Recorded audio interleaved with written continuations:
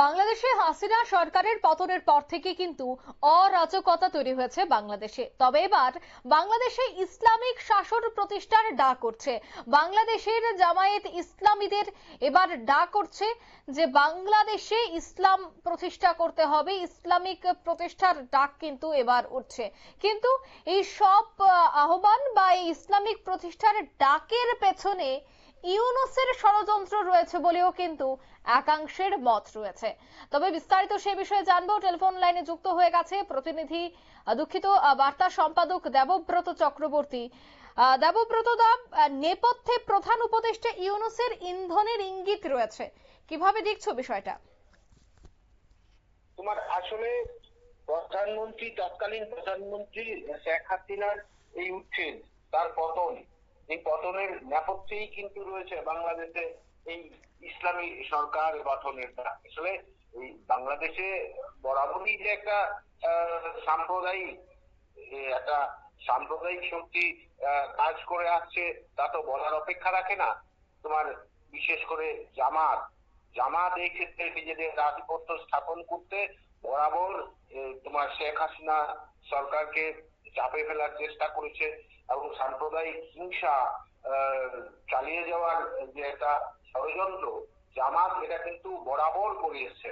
এবং এই ছাত্র আন্দোলনের ক্ষেত্রে, এই বৈষম্য বিরোধী ছাত্র আন্দোলন এবং এই ছাত্র বিক্ষোভের ফলে 5 আগস্ট এই উচ্ছেদ, তোমার শেখ হাসিনার, তৎকালীন প্রধানমন্ত্রী শেখ হাসিনার যে এই উচ্ছেদ, এক্ষেত্রে জামাতের যে একটা বিশেষ হাত রয়েছে তা কিন্তু বলার অপেক্ষা রাখে না।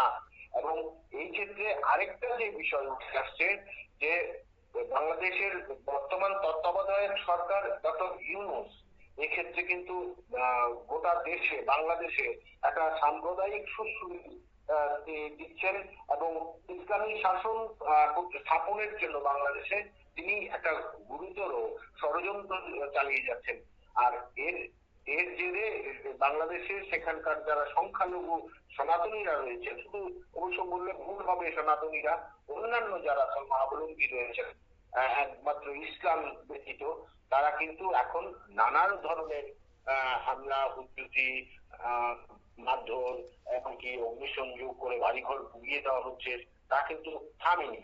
একটা অংশের মানুষ তারা মুখোশ পরে একটা তোমার সম্প্রীতির বাতাবরণ বজায় রাখার একটা চেষ্টা চালিয়েছে, কিন্তু পুরোটাই মুখোশ।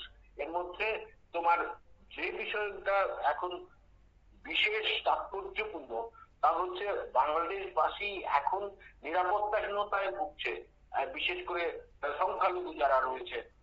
এই অবস্থা হয় যেখানে তোমার পুলিশের কথা কেউ শুনছে না, পুলিশকে তারা সমীহ করছে না, সেনাবাহিনী তোমার সাধারণ প্রশাসনিক নিরাপত্তার বিষয়ে তারা দেখভাল করছেন। এবং অবশ্যই সবার জানা যে একটা নির্বাচন সঠিক সময়ে করার ব্যাপারও, যে যেন ডিসেম্বরের মধ্যে নির্বাচন করা হয়, জাতীয় নির্বাচন, এর জন্য একটা বড় অংশের রাজনীতিবিদ এবং বুদ্ধিজীবী মহল চাইছেন যে ডিসেম্বরের মধ্যে তোমার নির্বাচন করার জন্য। কিন্তু এই ক্ষেত্রে ডক্টর ইউনূস কিন্তু পুরোপুরি ভিন্নমত। তিনি চাইছেন যতটা সম্ভব এই নির্বাচন পিছিয়ে নিজের যে ক্ষমতায় টিকে থাকার লড়াই, সেই লড়াইটাকে মজবুত করতে। যদিও তার জনসমর্থন একেবারে নেই বললেই চলে, এই অবস্থায় কিন্তু তিনি জামাতকে উস্কে দিচ্ছেন। একেবারে এই ক্ষেত্রে জামাতকে উস্কে দিয়ে তিনি কিন্তু বিভিন্ন মিছিল মিটিং করার ক্ষেত্রে তাদের উদ্বুদ্ধ করছেন। আর এই পরিস্থিতিতে তোমার বাংলাদেশ জামায়াতে ইসলামীর যে দল, সেই দল কিন্তু চাইছে যে করেই হোক বাংলাদেশে একটা ইসলামী শাসন প্রতিষ্ঠা হোক। যে কারণে তাদের যে তোমার জেনারেল সেক্রেটারি তোমার জেনারেল মিয়া গোলাম পরোয়ার, তিনি বলছেন যে মানুষ চাইছে, মানুষের উপর তিনি দায় চাপিয়েছেন। বাংলাদেশের মানুষ চাইছেন, বাংলাদেশে সব দলের সরকার ইতিমধ্যে হয়েছে এবং বাংলাদেশে এখন যে 54 বছর যাবৎ বিভিন্ন দলে সরকার হয়েছে তাদের প্রতি মানুষের সন্তুষ্টি নেই। এখন সাধারণ মানুষ বাংলাদেশে ইসলামী শাসন দেখার জন্য উদ্গ্রীব এবং কাঙ্ক্ষিত বলে তাদের এটা কিন্তু এই তোমার ইসলামের সেক্রেটারি জেনারেল মিয়া গোলাম পরোয়ার দাবি করেছেন। বিশেষ করে তিনি দাবি করেছেন যেভাবে শেখ হাসিনা সরকার বাংলাদেশের ইসলাম ধর্মাবলম্বীদের বিরুদ্ধে নাকি তিনি যথেষ্ট বৈমাতৃক সুলভ আচরণ করেছেন। এটা যে কত বড় একটা তোমার বাংলাদেশের সাম্প্রদায়িক সম্প্রীতি নষ্ট করার একটা চক্রান্ত, সে তা কিন্তু ভাষায় বলার উপায় নেই। বাংলাদেশে যদি এই জামাত ক্ষমতায় আসে তাহলে যারা সংখ্যালঘু বিশেষ করে সনাতনীদের উপর যে অত্যাচার, নির্বিচারের লুণ্ঠন, হত্যা এবং ধর্ষণের মতো ন্যাক্কারজনক ঘটনা আরো বাড়বে, তা কিন্তু বলার অপেক্ষা থাকে না। দেখো, এক্ষেত্রে একটা শিক্ষার বিষয় কিন্তু স্পষ্ট। এই যারা জামাতপন্থী তারা কিন্তু এই সাধারণ যে শিক্ষা, সে শিক্ষার প্রতি তাদের বিশ্বাস ভরসা অনেকটাই কম। তারা ইসলামী শিক্ষায় বিশ্বাসী এবং ইসলামী শিক্ষায় কিন্তু যদিও ইসলাম যারা বিশেষজ্ঞ রয়েছেন তারা তাদের ঐমত ইসলামও কিন্তু তোমার বিদ্বেষ শেখায় না। ইসলামে কিন্তু শান্তির বার্তা পৌঁছে দেওয়ার একটা যথেষ্ট ইতিবাচক একটা ধর্ম। দুঃখিত, সেই এর মধ্যে এই ইসলামকে ভুল বুঝিয়ে যারা এই মুসলিম সম্প্রদায়ের মানুষ আছেন তাদের বিভ্রান্ত করার একটা বাংলাদেশে চক্রান্ত চলছে।